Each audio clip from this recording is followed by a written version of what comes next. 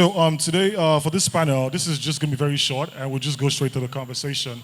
We're talking new media, new opportunities, the future of influencer marketing, and digital content. And to help me with this panel, to ensure that we have the best of conversations and we get insights into how, we understand how the media work and how the digital space works, please put your hands together for the editor-in-chief, culture custodian, Mr. Mayowa Idowu. Great. Sorry, do you know culture custodian? Anybody culture custodian? Let me see your hand. Now, if you don't know, you're missing a lot, too. But this is the man behind culture custodian. Put your hands together for him again. Okay, and also, I'd like to also introduce this person. I've never met him before, my first time. Okay, he's coming. His name is, okay, I'll just keep his name. When he comes, they'll let me know. So we'll just start the conversation, okay? Yes, Mayowa, how's it going? We thank God. Great. Now, let's go straight to the conversation. Culture custodian. Mm-hmm. You've been able to carve a niche for yourself in this youth space. I'm a Pulse guy, so, I'm Pulse, and sometimes I see this guy, I'm like, this is a competition, so why should I be having a conversation with him? But by the end of the day, I think we're in a space where it is not exactly about competition, but collaboration. So if you see everything as competition, you probably would not move forward. Okay, so it's good to have you here again. Thank you. Now, let's go to this.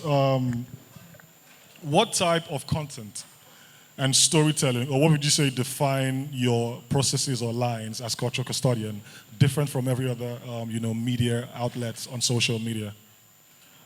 I think the first thing is obviously the field we cover. So a lot of our work kind of centers around popular culture. So I'm not going to say we have it easy, but we kind of have it easy because there's just huge interest in that. And when you have an audience that kind of has a very voracious appetite for what's going on, just culturally, it's kind of easier to kind of serve that requirement.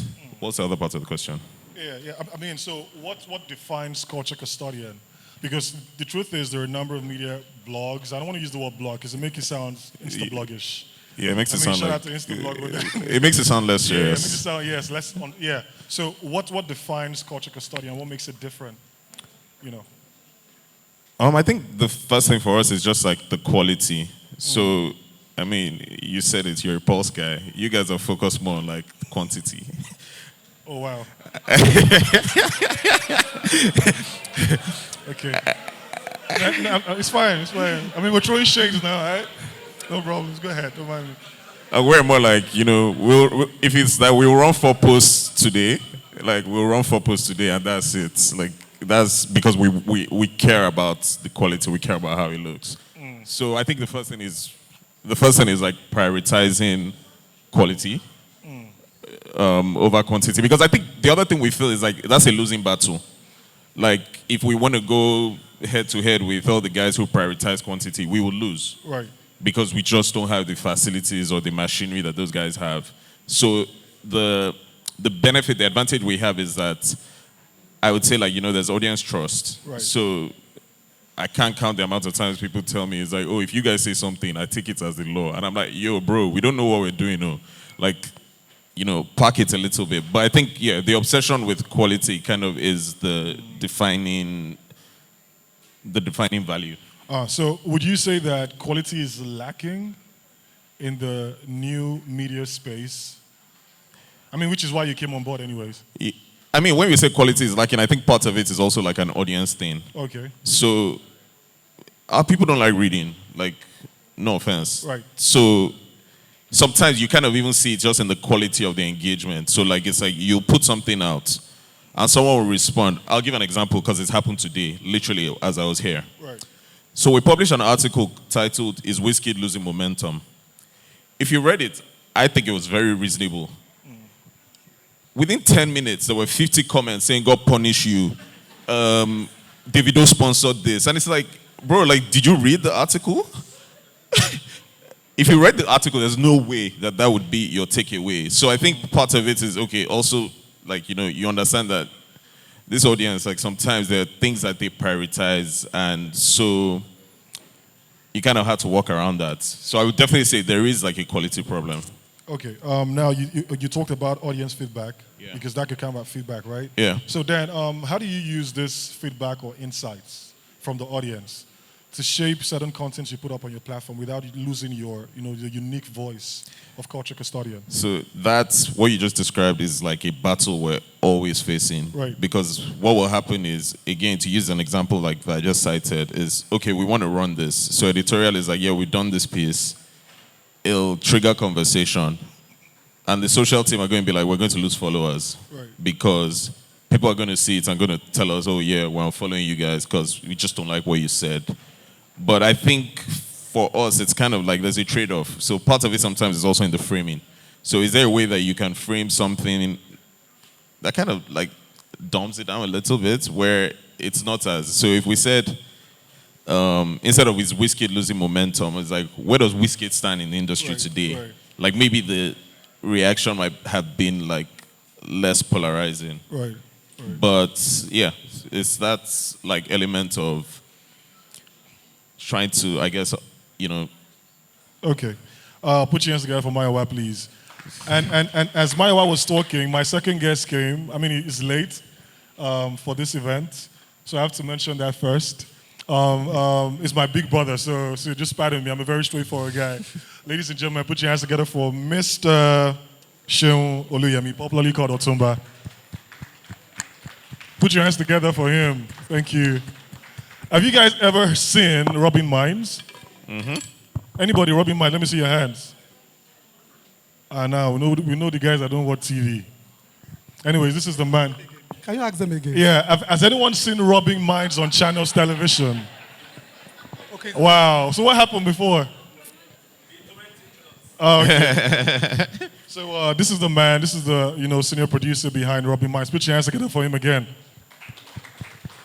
Robbing Minds has been running for how long again? 18 years. 18 years. Yes. Put your hands together for him.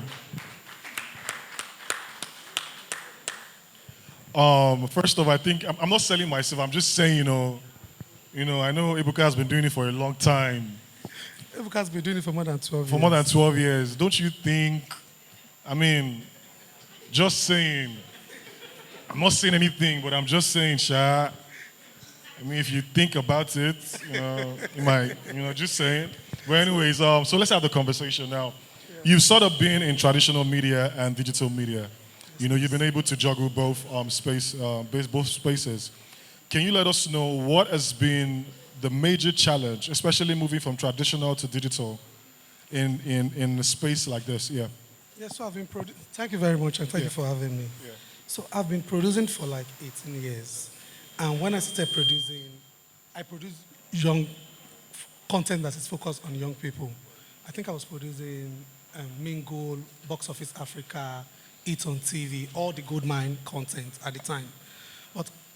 And our focus is always on STV or Super Screen, because my content is focused on young people, and if you should put it on Channels TV at the time or this other platform, you might not sell. So, but after a few years, we noticed that the numbers start dropping.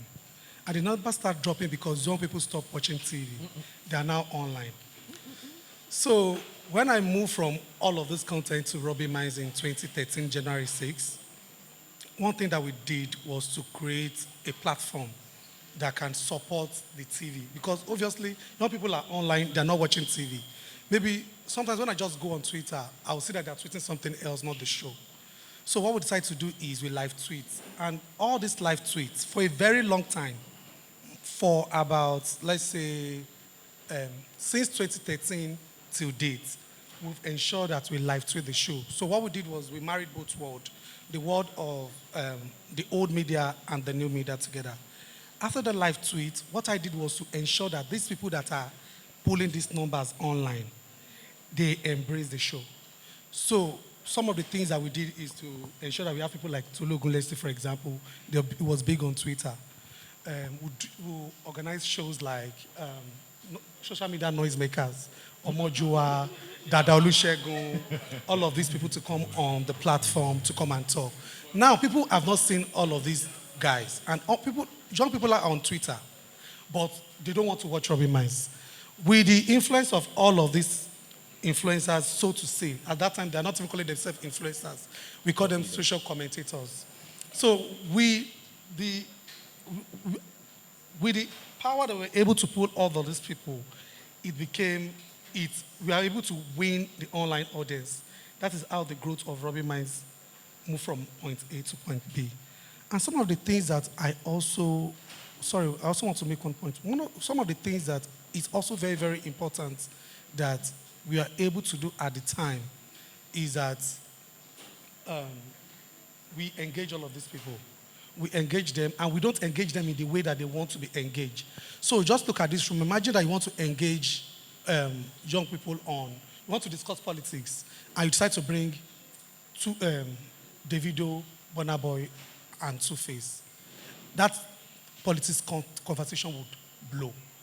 So you don't have to use them the way you have to use them. You have to stick to your own style and your own method and ensure that you continue to progress with them. So if you are going to have, let's say, a Pella on Robbie Mines, imagine Pella discussing politics or discussing governance. It sounds really funny, right? But we are going to pull the numbers. Because I used to have maybe 200 on TikTok. I invited Pella one day and I saw 40,000 on my TikTok. I was like, what's going on here? So what am I trying to say is that we need to do it in such a way that we marry these two. Why we are doing everything that is happening in the old media? Because the old media still hold the authenticity, they still hold the originality of media. They believe it more. So the older people will still want to work on that platform. While all these people are working on that platform, how can we also ensure that we drag these people that are on the other side into that same platform? All right, cool. Now let's touch a bit on AI. Now, AI and automation are changing how media works. Yeah. I mean, recently, for those who saw the news, TVC introduced AI presenters, right? And I was at an event called Africast, and the traditional legacy media, the Guardians and the AITs, the NTS came around, and they were worried, basically saying that AI is come to take their jobs. Yeah, and it's going to take their jobs. So, considering AI and the system at the moment, is this something you're going to adopt for Robbie Mines? I mean, wake up tomorrow and see an AI presenter on Robbie Mines. Is this something you've thought of or thought about? Yeah, so with the way content is going, AI is actually going to take people's job. Right. And there's nothing you can do about it. So if you are not well positioned for AI not to take your job, it's going to take your job. When I start producing TV, I will have someone work on research. The second person will work on writing. Then the editor will edit it, and I'll also look for somebody else to also do copy. Can you see all of those change? Now, the entire Robbie Mines team, we are no more than 3. Because there are actually a lot of things that you actually don't need. And even if you give people the job, people are also lazy. When you give them the job, I was doing a documentary on content creators, the first documentary on content creators and influencers. It's a docu-series. And I employed somebody to write the entire script. And I can tell that everything that I have in this script is from AI. ChatGPT, right? Exactly.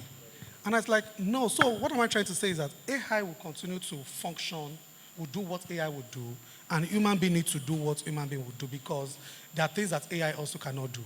But why there are things that AI cannot do, there are also a lot of things that AI can do if you have lazy people around you. So if people are not ready to do the work, AI is going to take their work, and there is nothing we can do about it, even though there is still limitation to AI. And what will also happen with AI is that if AI should notice that this is what is working, they continue to move the goalposts. So they continue to get better. Before, if I want to do a voiceover, for example, for a voiceover and I need a white guy, somebody abroad, I will have to send the entire script and they will voice it. Now, I will just use AI to get it. And guess what? All those places that you have Yoruba, Igbo, I will send the pronunciation of those things to AI. And they will pronounce it very well. They will pronounce Lekki, Ikoyi, Eko properly. So what I'm trying to say is that as much as people that still need that job will need to get busy. Right. And they will need to do the work. So AI is coming and it's going to take a lot of things. But while it's doing all of those things, it can also not do everything. Okay, put your hands together for Mr. Seun, please. I mean, if you're in the audience and you're worried, maybe AI will take your job or not. I mean, I cannot help you. let me go to my just contribute to this AI conversation. You know when we usually use sorry. Yeah, go ahead. You know when we edit videos before, we usually use tape. From tape, we started using a card. Now all of those things have gone. Right. Even to grab video content now, we now use Plural High and all of those things, and we do it seamlessly in a few hours. So tell me if I have this solution to copying card from my rushes, do you think that I will still go to that old method? So why should I employ people? Why That's should I employ somebody that will also not deliver it on time? That is the problem. Great. I mean, so this employment conversation is even deeper than I thought. Okay. Now, Mayowa, you can contribute to this a bit. Yeah. AI for your platform. First off, are you using AI in any way, a culture custodian? Yes, but like Don't lie. no, yeah, we we definitely use it, but like what we use it for is like it might be, let's condense this into like tweets, Okay. things like that. But then to be honest, like I will use it, but it's not like the way I use it. Like it's like it requires a lot of like refining because I find that like AI language is not specific. Like it's very vague, and it doesn't inspire anything if you like let it the way it is. So I will use it maybe to like, okay, I've written something long, I want to kind of shorten this or break this down into tweets, like that type of thing, but not like I'm not outsourcing my thinking to it. Now, considering the advent of AI, what do you think, or how do you see the future of, independent digital journalism in Nigeria? It feels like everyone now, it's not even difficult anymore. I mean, and the language model. The barriers are lower. Yeah. Yeah, I think the barriers are only going to get lower. So, like to use an example, I think historically people at least will go and study mass comm or journalism before they said they wanted to come and start working in media. Like these days, you don't really need anything. All you need is your phone. But I do think there's still like a gap for like more niching down and more like differentiation. So I think the quality, like so at CC now, like one thing we're kind of like trying to teach everyone is with the, so one like framework wise, like just the way we think is like, okay, need to try and think like tech guys. So what that means is, yeah, sure, you're a writer, but you should probably think about things like what you're writing as like a product. So first of all, how are we going to market this? So that's like product marketing. And then I also think the other thing for us is also just trying to like ensure that people are not just one-dimensional. Right. So it's very important to us that the people we have can be full-stack creatives. So what that means is, sure, your entry point is that you're a writer, but can you edit a podcast? Or can you, do like video documentary work? Sure, you don't need to be an expert at it, but you should at least be competent in a way that, because I think, sure, like everyone, the only way you can stand out is with like, multiple skills. You can't just be, that one guy that just writes. Yeah. Right now, let's touch on monetization, right? Because I know as a platform, aside from the things that you do, you have to keep up, right? Keep up is employing people, paying salaries and the like. So, I mean, you focusing on quality compared to quantity. Yeah. Okay. How do you monetize your platform? The way all media platforms monetize. Honestly, I don't know, bro. Like, just help me understand. There's a way I do. There's a way we do as a Pulse.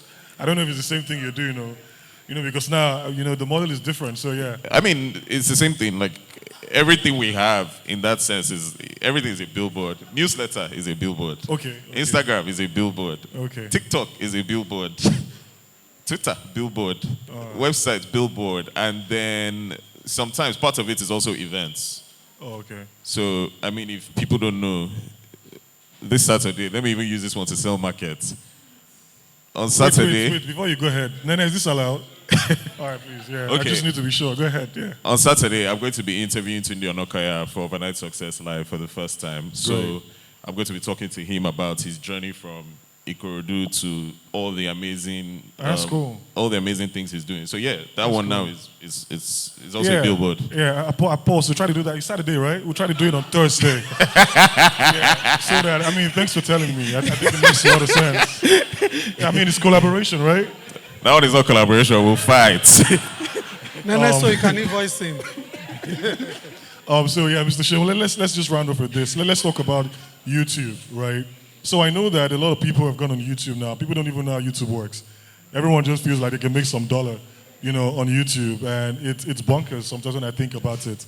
And for you coming from the traditional side of the media and trying to penetrate into the digital side, how has it been getting grounds on YouTube? You mentioned the Pella conversation. Was it on YouTube? You got the 40,000? That was TikTok. Oh, TikTok. Okay, yeah. Let us just know how you've been able to, navigate YouTube, especially coming from the traditional media. So one thing, You look stuffed because the way you do like this. so I don't know whether I should give you this information or I should keep it to Whether we'll myself. use it, Abby. Okay, so one thing that anytime there is crisis anywhere online, I know that I'm making money because I have a lot of archive contents. So let's say two, for example. When Sheishe was on Robbie Mines in 2014, and she said, I don't know Tiwa Savage. In 2021, she went to say hello to Tiwa Savage. And Tiwa Savage said, please don't greet me. Abby, you don't know me now. Sure, you don't know me. Abby, Now, what I have done now is, the only thing I just have to do is to take down my old content, and resurface put it back, Yeah, and I'm making money from YouTube. right. Let's say Kiss Daniel, he was on Robbie Mines in 2014 or 2013. He said, I don't know my age. My team will get back to you on my age. Now, imagine that content just resurface again. And the engagement that kind of content will pull. So what I've been able to do is that because I have a pool of a lot of these big names that have been on the show before. But imagine a Tolu, for example, that said, look, I'm not going to ever do government. And he landed in Buhari's government. All I just need to do is to take that Tolu's content And they'll cook him. and put it out there. Right. And it's going to get all the traffic. So one thing that we continue to do is to create all of this nostalgia feeling. May his soul rest in peace, when we lost Sound Sultan, I just took one of his very emotional interviews and I asked Ebuka to do like a tribute. And that content got millions of views. So sometimes I might just post the content and we get, let's say, 100 or 200. I don't care. But can I ask this? Just before I go forward, if you have questions, please just signify. Any of the ushers can just get to you so we can ask. We're trying to round off. Now, you mentioned the thing with Sound Sultan, and there was something that happened recently with Mona Lisa Steven. She's late now. She had, God bless her soul. And we did an interview with her at Pulse. And my guys we're having conversations. We've done this interview with Mona Lisa Steven. Should we bring it up back? But the conversation we're having at the time was about, big size ladies. And I thought it was just insensitive, me. Maybe you would have put it out, you know what I'm saying? So at what point do we say, okay, this thing might be, not sensitive, so. So you're looking at it from sensitivity. Right. But I'm looking at it from the audience that want to watch the And content. monetization, of course. No, not even monetization. Monetization is not the major thing. Of course, when you get the numbers, you make more money. Right, So it's not that I'm trying to milk it for the purpose of making money. right. It's a function of, at that time, people want to see anything from that person. I saw one film yesterday, Etanu, with Toyin Abraham and Funka Kidile, and everybody was downloading the film. It's a whole film that they did maybe in 2014 or 2004. Now look at the relationship between them now, and that people want to see them act together again. Davido is doing it with his new song, Bright Chimney. Bright Chimneys, yeah. Times I've been able to do it with Shay Shay Shodo. Shodo. do you understand? All of those kind of things. People want to feel those things. I posted a video of Davido on Robbie Mines in 2013, and we got a lot of views. So what I'm not saying that you should genuinely want to use it just to make money. But at the end of the day, money will come. Right. And you will not reject the money. Right. But while you are doing your work and trying to remember people about this person, do you understand? It's because you might not find those content. People see all of those content like, you can't find them. If you should see a Burna Boy interview of 2012, Right. you want to listen to what he said in 2012 and how he thinks now. All of those kind of old content continue to generate money, whichever way you want to look at it. So if I'm not generating money from it now, it's possible that I will generate money from a pillar content in maybe 15 or 20 years' time, when his perspective must have changed and he will see things differently. Great, great. There's a final question I want to ask Mr. Seun and Mayowa, but do we have any questions from the audience? Anybody? Great. Please, can we get her a microphone? And sorry, just before you answer, we ask a question. Now, the final question is, money over quality? I should pick? Yes.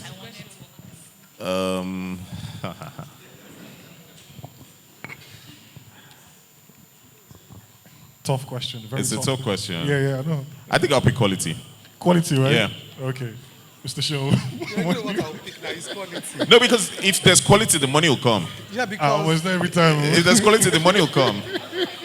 This Nigerian audience, they just want, if it's clouds, they are rushing after it. Because when we did International Women, anytime we do International Women's Month, for International Women's Month this year, for example, we had to bring in Toke to come and host.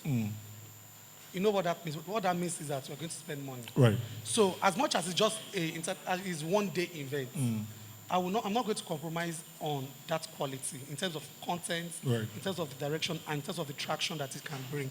One thing that I've mastered is that I will always use people that have digital footprints to host all of the programs that I have done before. Yeah. If you look at Exploring, Timini hosted Exploring, Ebuka is hosting Robin Mines. Hero Daniels. All of this. Do you understand? So if you look at all of those things, I continue to use people that, even though it's going to cost me a lot, people say, how do you get Ebuka to travel to Ogun State every Sunday? It's going to cost you a lot. It's stressful. It's demanding, but the quality of the show, when people know that if Ebuka is actually traveling down to Ogun State for Robin Mines, you need to actually be able to create that time. Right. So quality is number one for me. Great, great. Thank you very much. Put your hands together for the panelists, please. All right, so let's have our question. Yeah. Hi, people. Hello. Hi, Seun. Hi, Mayowa. Hi, After Dami. this- Hi, Dami. Just in case you forgot. Okay, hi, Dami. I've not seen Seun and Great. Mayowa in a while, so. Oh, okay. Well, you haven't seen me too in a while. It's okay. Just go ahead. So I want to ask a question, and it goes. It's just leading to what you just asked. Right. As a PR consultant, there are times where the personality they have a good story, but they don't have that money you're expecting. I'm not saying it's every time we PR consultants come to you and the story is that good. Is every time. No. Okay, if you say every time, I speak for myself. And Seun, you know this. When we come to you saying we have a personality that has a very beautiful story to tell, where does the media draw? I understand the Nigerian factor. I understand the landscape of money and everything, but where do you now draw the line between this story is beautiful and let us tell? The person might not be as popular as a Timini that you mentioned, but the person has quite a good story. Where do you now draw that line? Because most times we find it difficult, especially here. This is a media roundtable, right? So let's speak to each other. We find it difficult where we come to our partners, which are you guys, and say, this person has a beautiful story to tell. And the next thing we get is that slam of, you have to pay this. We just sent the rate card. And you just send the rate card. But I feel it's not that, I feel the media needs to create a balance. I'm not saying don't charge us, I'm not saying that, but can there be a balance where you understand the story? That's why I said I'm speaking for myself. And Seun, you've dealt with me. I would send you everything you need about that personality. But the next thing is, how much? I feel it's quite unfair to the personality and we, the PR consultants, because sometimes you guys make us look like liars. and we don't know our jobs. So I'm asking, where do you now draw that line? I would say, Mayowa, sometimes I would say culture factor, thank you. Because there are times I send to culture factor. Culture and- custodian. Culture custodian. Sorry, culture But yeah, custodian. yeah. They don't respond, And they right? would, no, they respond and they will, I know Okay. culture custodian has covered some stories without asking for money. Oh, nice. That's nice. So I am asking, where do you, but it's not every time. So I'm asking, where do you draw that line? Should I go first? Yeah. I feel attacked. To speak for myself, I think it's just interest. So sometimes, like, someone will pitch me a story, and I'll be like, "Yo, bro, this story is not interesting. I don't want to do it. Like, I'm just not interested in it." And there are times that someone will pitch a story, and you're like, "Oh, people need to hear this. People need to see this. No one's going to ask you for money. We'll run it." It's just for us. And I think that test is obviously subjective. Like, it's not. There's no one size fits all. It's just really how much does the story like resonate with you in that moment, and do you feel like you want to platform it? Okay. So, how should I start? How should I respond to this question? Okay, I'll respond the best way that I can. So, TV, as much as we want to also give you good content and quality content, we are also out there to make money and to survive. So, imagine everybody that is here is telling me that they have one great idea. And I put all of them on my show every week. Please, what am I going to use to pay Ebuka? What am I going to use to buy to survive? Because people will come and they'll tell you everybody think that they have great idea. But sometimes this thing is not just working for me, especially if I can see that, look, you're using it to make money. And I'll talk, because Nana is here and it's also here. Nana reached out to me for Hilda Basi that Hilda Basi wants to go for the world record thing. Yeah, the cookie And she was proposing that, how much are you going to charge? Can you give us a discount? And she's there. I told her that, no, there's no need for her to pay. She's doing something noble. And I will give her the support. But the only thing that I would do is that I will get somebody else, another cook, another chef, that will complement her on the show. And we're able to get him seated here to join Hilda Basi on the show. Now, even though I did not charge Hilda Basi for that particular appearance, but guess what? That Sunday of the event. the cookathon, Yeah, the cookathon. the entire thing, I was able to replay that content, and I got a lot of traffic for that same content. Now, this is content that is contenting. But in a situation whereby people are sending me random people, oh, this one is a teacher, this one is a tailor, this one is this one. It's difficult for me because I have just 1 hour. I have just 1 hour for 3 segments. Right. So if I should put a tailor, there's a way shows are also designed. You design the first one like this, but if you don't fit any of the segments of the show at that time, I will not be able to take that particular person. So, and if the person does not also have so I look at it from the angle of digital footprints. You're not going to add anything to my show in terms of numbers. You're also not adding money to my pocket. It might sound very, very wicked, I'm sorry. But that is the only way that I know how to do TV. You say what? Yeah. I think we know where Mr. Seun stands, okay? So if you're coming, come correct. No, even if you don't have money. Tolu. Question. Oh, Tolu has a question. Sorry, I'm sorry. We're way ahead of time, but Yes. please come.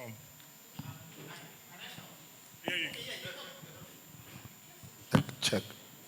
Yeah, question for Seun. You talked about, your archives, which you're monetizing.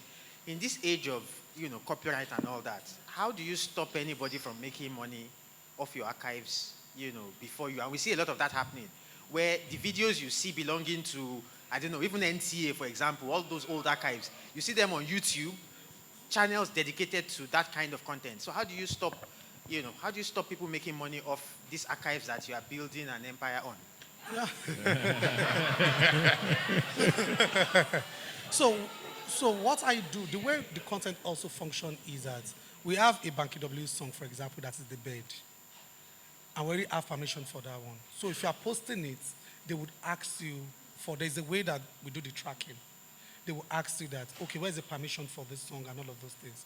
So if you should post any of those things, at some point, I don't know whether YouTube still handles it that way.